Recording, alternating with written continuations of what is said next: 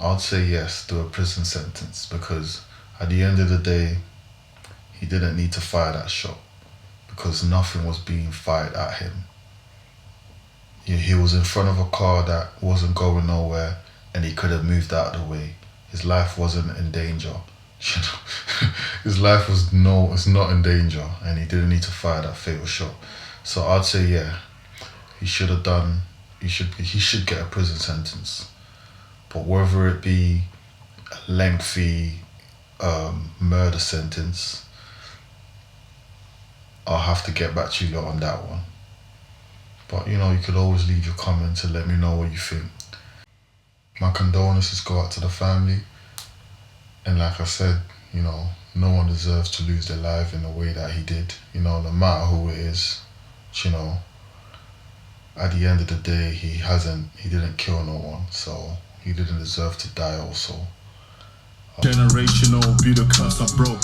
That's on everything it took, suicidal thoughts. I pray to God and bless the ones who stood by me. Got no more words for those who spoke bad of me. They said vengeance is his, I say just don't try me. My vision's been clear with or without the money. Judging from the video the footage that I looked at, of the incident, I've been in these situations many times before.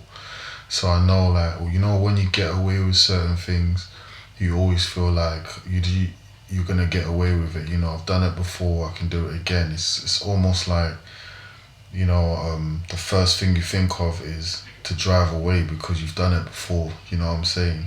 You don't even think twice about it. So looking at the footage, I can just see that, yeah, like, he actually thought he was gonna get away, but being a criminal that I was, there's a time where you know when to stop. There's a time where you should just be like, nah, I've got to stop. You get what I'm saying? And I feel like that time did come for him, like towards the end, where he just realized that there's no getting out of this. And you can see his car, it just stopped. But the maddest thing is that's the moment where the shot was fired, at a time where he stopped, where he realized that, I'm not getting out of this.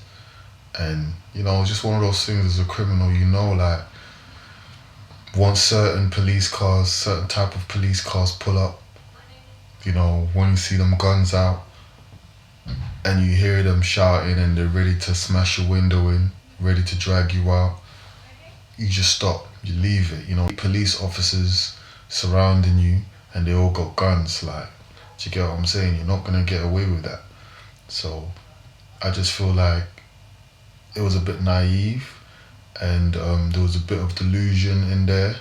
I'm just gonna be honest, because I've been in them situations as well. So it's like, and the helicopter's out, you know what I'm saying?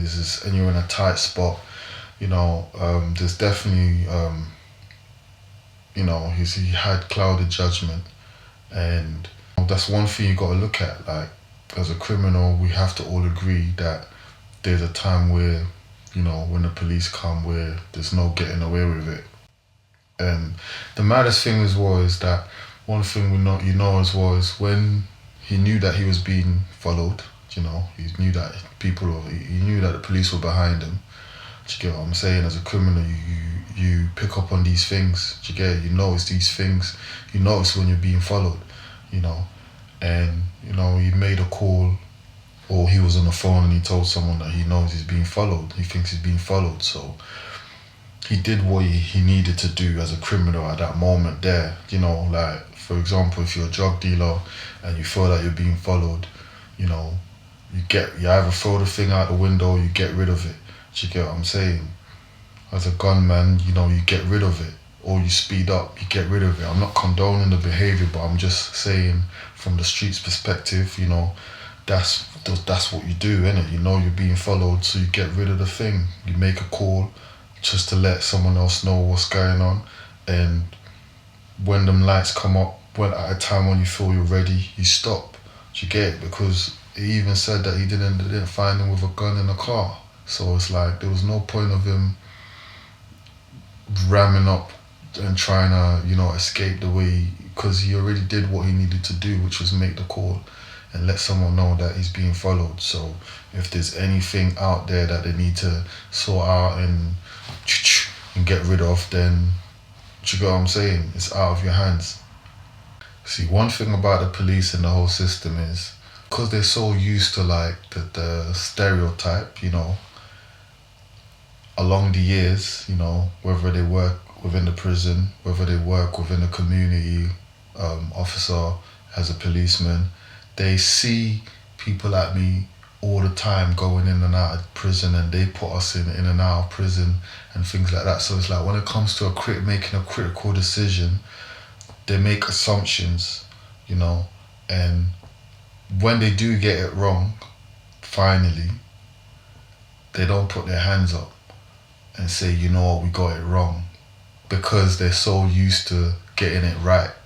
Do you get what I'm saying? In terms of catching a criminal and putting them in prison. Do you get what I'm saying? So it's just one of those things where, yeah, they need to be accountable, because this time round, they got it wrong. Simply got it wrong. Like, I get the mom, the parents, the family saying, obviously, he wasn't armed.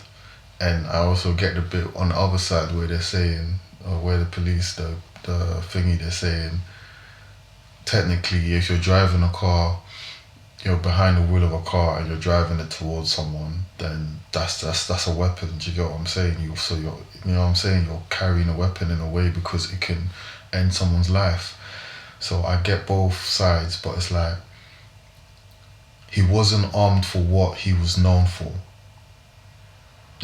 The potential, like the initial, the initial call for the police to follow this car was because it was known for having for a firearm. Do you get what I'm saying? So he wasn't armed for what the initial call out was for. So he wasn't armed. Do you get it? Because what they came to try and take from him, to try and arrest him for, to try and stop the car for, it wasn't there. He didn't have to die. I think that's the question that will answer whether, the policeman was guilty or not, whether he's innocent or not, is that Chris didn't have to die. So that answers it. Based on him not having to die means you didn't need to fire a fatal shot. So he's not innocent, and he didn't need to do that.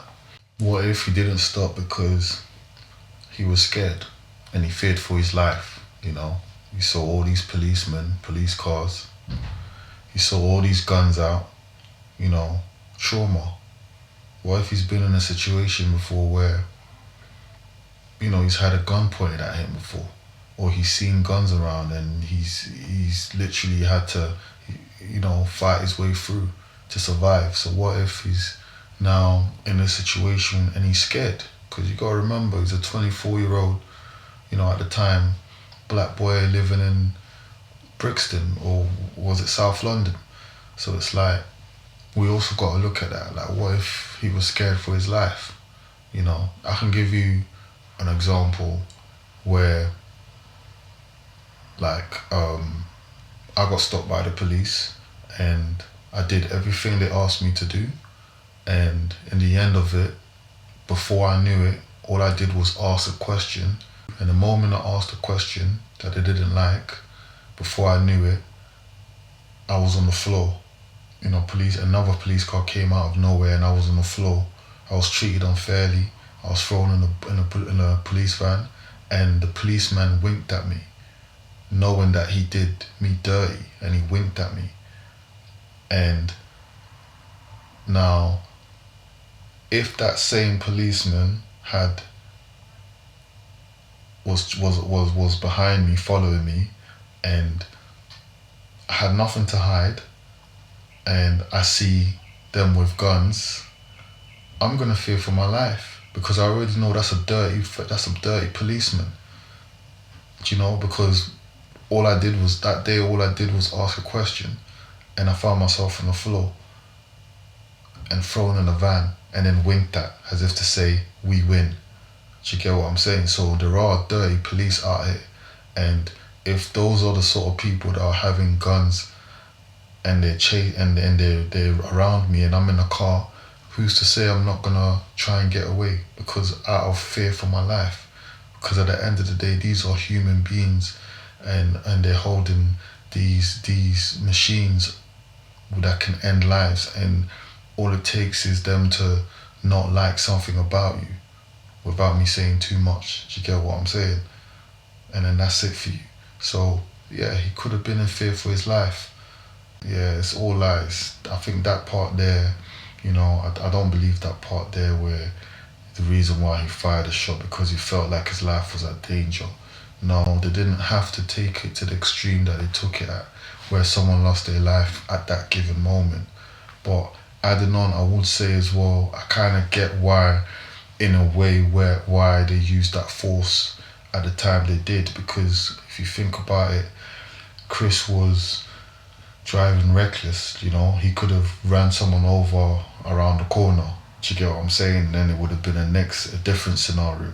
So it's just one of those things where it was a danger to the public. What we gotta remember is he already said to someone, I'm being followed, so he already knew. Do you get it? You already know you're being followed, so so you get yourself ready for it. Do you get what I'm saying? For the stop. So when people are saying that, obviously he could have just pressed the acceleration, because no, he pressed acceleration, reversed, pressed acceleration, reversed. Do you get what I'm saying? And he knew that he was being followed. So it's a bit different when you know already what's about to happen. Do you get what I'm saying? The fact that you're black should even be, should make you even stop even quicker, ASAP. You know what I'm saying? Like, come on now. Like, I've been in situations where it's late night in the middle of nowhere, 3-4 o'clock in the morning, and it's just me on the road and 2 police cars. Do you get what I'm saying? In the middle of the countryside. Do you get it? So I've been in those situations where you can feel like, yo, like, do you get what I'm saying? Like, anything can happen to me out here.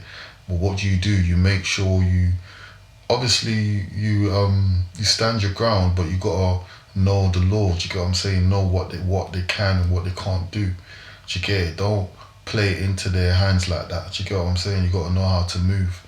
The fact that you're black, you should already know, like, yo, I need to calm this situation down ASAP. Because we have got trigger happy police out here. I think this is just a reminder to the community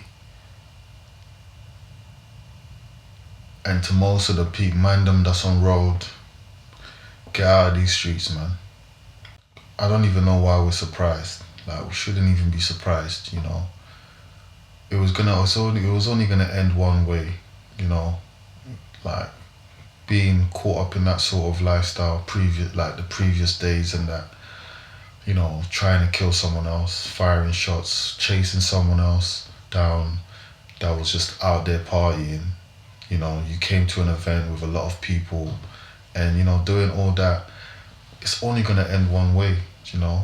So we shouldn't even be surprised. Obviously we're thinking, oh, it's a policeman, but like, when you're looking at things, it's a spiritual battle, man. When you're looking at things spiritually, you can just see it doesn't matter. You're in the devil's playground. You're dancing with the devil. You're dancing with the devil, and it's time for him to come and collect, and he's coming to collect. Yeah, and you know what I'm saying? So it's just, as a community, we just gotta stop being so delusional and thinking that our children, our family members, we can let them do whatever they're doing, and then these sort of things happen, and then we think we're finding someone to blame. In a way, we have to blame ourselves. Do you get what I'm saying? I'm gonna be real. It's like, we've got to stop being so delusional when it comes to the street life and our family members being involved in it. We got to cut it from the root. Instead of us coming together to come against the policemen and the court and all of that and the justice system, we need to come together, use that time and the amount of people that we can gather, use that time to come together and sit down and be like, no, like, we need to tighten up. We need to cut down this tree. You know what I'm saying? Cut it down and restart, come together and do it right, get it right this time. Otherwise, these sort of things are just gonna carry on happening. When we see this type of news come up, every time it comes up, we feel some type of way. And for it to stop, we need to just start again, come together and start again. Focus on us. Don't even find people to blame. It's us. Focus on working together and rebuilding our own community. Do you get what I'm saying? So that's just what I feel when it comes to this situation, and on when it's time to move forward on what we can do. He pulled the trigger, fired a fatal shot, where he did so many other places that he could have shot. He had time, and he wasn't by himself. Like, yeah, like that's all. Nah, he wasn't innocent. That policeman was not innocent.